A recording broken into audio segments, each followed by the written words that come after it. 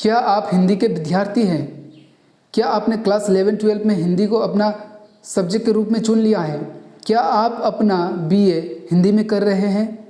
क्या आप एमए हिंदी में कर रहे हैं और हिंदी को लेकर आपको बहुत सारी कठिनाइयाँ मिल रही है? क्या आपको हिंदी का सामग्री सही से उपलब्ध नहीं हो रहा है? अगर आप सभी का इन प्रश्नों का जवाब हाँ है तो आप बिल्कुल सही जगह पर आए हैं। नमस्कार दोस्तों, मैं हूं सागर विश्वकर्मा और आप सभी का मेरे वे टू लर्निंग चैनल में बहुत बहुत स्वागत है। दोस्तों, आज हम हिंदी के एक बहुत ही महत्वपूर्ण विषय को लेकर चर्चा करेंगे। अगर आप हिंदी के विद्यार्थी हैं तो आपने हिंदी में कवियों को लेकर सबसे ज़्यादा पूछे जाने वाले प्रश्नों को देखा होगा। जी, मैं बात कर रहा हूँ काव्यगत विशेषताओं की। हिंदी में कवियों को लेकर, पोएटर को लेकर सबसे ज़्यादा प्रश्न कौन सी पूछी जाती है? काव्यगत विशेषताएं। अब ये काव्यगत विशेषताओं को कभी कभी एग्जामिनर आपको भटकाने के लिए कभी कभी काव्य सौष्ठव के रूप में पूछ देते हैं या फिर कवि की लेखनी की प्रमुख प्रवृत्तियां के रूप में पूछ दिया जाता है। अगर आपसे काव्य सौष्ठव पूछा जाए, काव्यगत विशेषताएं पूछी जाए, लेखनी की प्रमुख प्रवृत्तियां पूछी जाए तो आपको विषय से भटकना नहीं है। अगर इस प्रकार से किसी भी सवाल आपसे पूछा जाए तो तीनों का अर्थ एक ही होता है, आपको उत्तर में लिखना काव्यगत विशेषता ही होता है।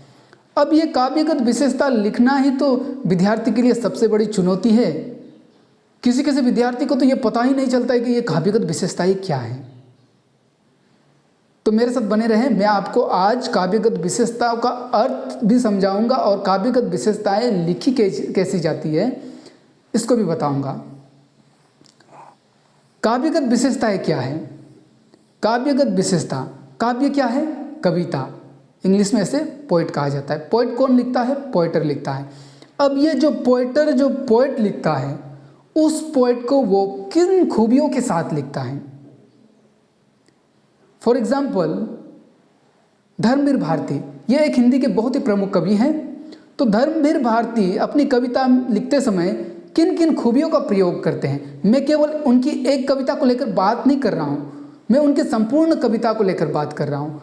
धर्मवीर भारती एक कवि है तो उनकी पूरी कविता में कहीं ना कहीं खूबियाँ सेम ही होंगी, क्योंकि वो एक ही व्यक्ति है ना। तो जब वे पोएट लिखेंगे तो कहीं ना कहीं उनके सभी पोएट में सिमिलर, एक सा खूबी होगा, क्वालिटीज़ होगा।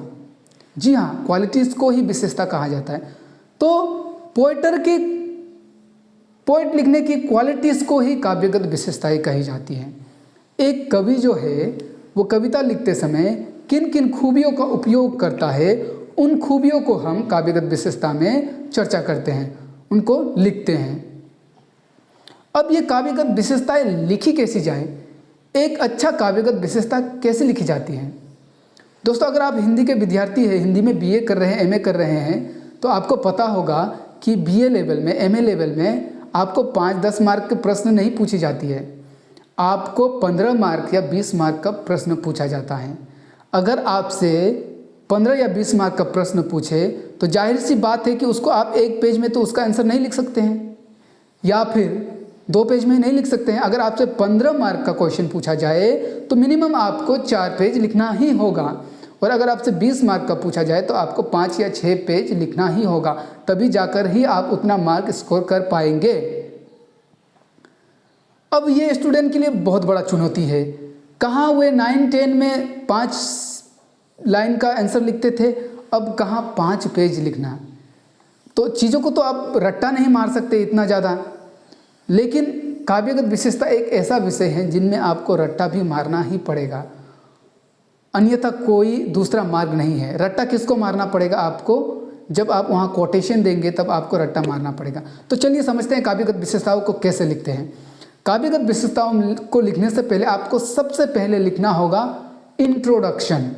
इंट्रोडक्शन को हिंदी में प्रस्तावना कहा जाता है। आपको पता होगा, first impression is last impression. कहने का मतलब कि आपका इंट्रोडक्शन को ही एग्जामिनर सबसे पहले देखता है। आपके इंट्रोडक्शन से ही वो ये तय कर लेता है कि आपने किस तरह से आंसर ड्राफ्ट किया होगा। तो आपको इंट्रोडक्शन बहुत ही बारीकी के साथ में लिखना होगा। अगर आप किसी कवि के काव्यगत विशेषताओं को लिख रहे हैं तो याद रखिए उसके प्रस्तावना में, इंट्रोडक्शन में आपको लिखना होगा कवि के बारे में, हल्का सा कवि का जीवन परिचय देना होगा आपको, कवि का नाम लिखना होगा, कवि का जन्म, वो कितने उम्र में मरे, उनका जन्म कहाँ हुआ, उनकी प्रमुख कृतियाँ कौन सी हैं, उनके माता कौन से, उनके पिता कौन है, उनको कौन से पुरस्कार मिले, इन सब बातों को आपको इंट्रोडक्शन में लिखना होता है। इन सब को लिखने के बाद इंट्रोडक्शन के अंतिम लाइन में आपको लिख देना है कि आगे कवि की प्रमुख प्रवृत्तियाँ या फिर कवि की काव्यगत विशेषताएं विस्तार पूर्वक या फिर बिंदु दर बिंदु निम्नलिखित है।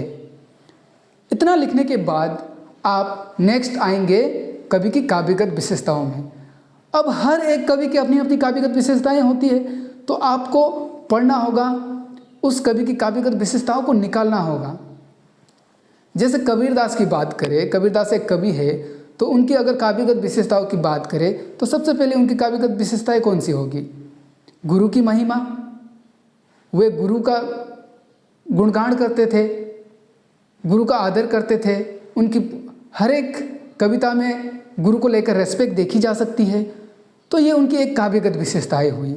अब हम उन्हें नंबर 1 देकर हम गुरु की महिमा बोलकर हम काव्यगत विशेषता लिखेंगे। अब उसमें हमको 2-3 लाइन डिफाइन करना होता है कि कवि अपने गुरु का बहुत आदर करते थे, उनकी कविताओं में गुरु की महिमा सबसे प्रमुख काव्यगत विशेषताओं में एक है। इस तरह से लिखने के बाद हमें अगला जो सबसे इम्पोर्टेंट पॉइंट है, उसमें हमें कोटेशन डालना होता है।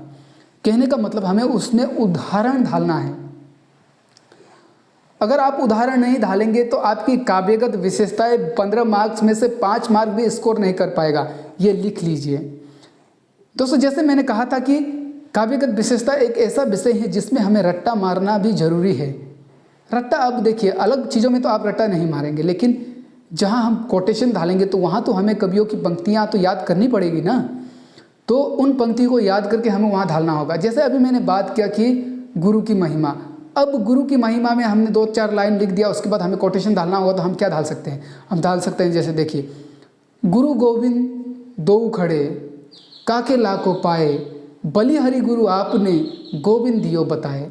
ये कबीरदास की गुरु को लेकर लिखी गई पंक्तियां हैं, तो इसको हमने उदाहरण के तौर पर वहाँ पर डाल दिया, तो ये बहुत ही अट्रैक्टिव हो जाता है। इसी तरह फिर अगला काव्यगत विशेषताएं, फिर तीसरा, फिर चौथा, इस तरह से आपको एक कवि की काव्यगत विशेषताएं मिनिमम आपको 8 या 9 तो अवश्य लिखनी होती है। चीज़ों को आप अगर पॉइंट पॉइंट बनाकर लिखेंगे, सबका हेडिंग देकर लिखेंगे, तो वो बहुत ही आकर्षित होता है। तो काव्यगत विशेषताओं को सजाने का यही फॉर्मूला होता है। इस तरह से अगर आप काव्यगत विशेषताओं को सजा कर लिखेंगे तो एग्जामिनर के देखते ही वो उससे आकर्षित हो जाएगा और आपको मार्किंग भी अच्छा मिलेगा। तो इस तरह से आप हर एक उनकी काव्यगत विशेषताओं में कोशिश करिए आप उदाहरण दें, चीज़ों को उदाहरण देकर ही समझाएं। कहीं आप उनके विषय में कुछ नहीं लिखेंगे, विषय टॉपिक को देकर आप सिर्फ उदाहरण भी डाल देंगे तब भी काफ़ी है। अंत में आपको भाषा शैली, कवि की भाषा शैली, कवि की भाषा कैसा है, कवि कौन सी छंदों का प्रयोग करता है, कौन से अलंकारों का प्रयोग करता है, उन सब विषय पर बात करनी होती है। उसके बाद अंतिम में आपको कंक्लूज़न लिखना होता है। कंक्लूज़न में आपने जो पूरी काव्यगत विशेषताएं में जो जो चर्चा की उसको हल्के से हाईलाइट करिए, या फिर कवि की मृत्यु कहाँ हुई, कवि ने क्या क्या किया हमारे लिए, वो किस तरह से आज भी हमारे दिल में बने हो, इन सब बातों को आप कंक्लूज़न में लिख सकते हैं। तो कंक्लूज़न बहुत ही लंबा लिखना ज़रूरी नहीं होता है। कंक्लूज़न को आप 5 लाइन 6 लाइन का लिख सकते हैं, पर कंडीशन ये है कि आपका जो आपने जो उत्तर लिखा वो उत्तर मिनिमम 4 पेज का होना पड़ेगा।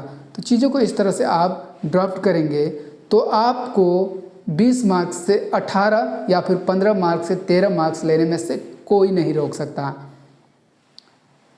तो दोस्तों, आप लोग अंत तक बने रहे, मेरे वीडियो को देखा, इसके लिए आपका बहुत बहुत शुक्रिया।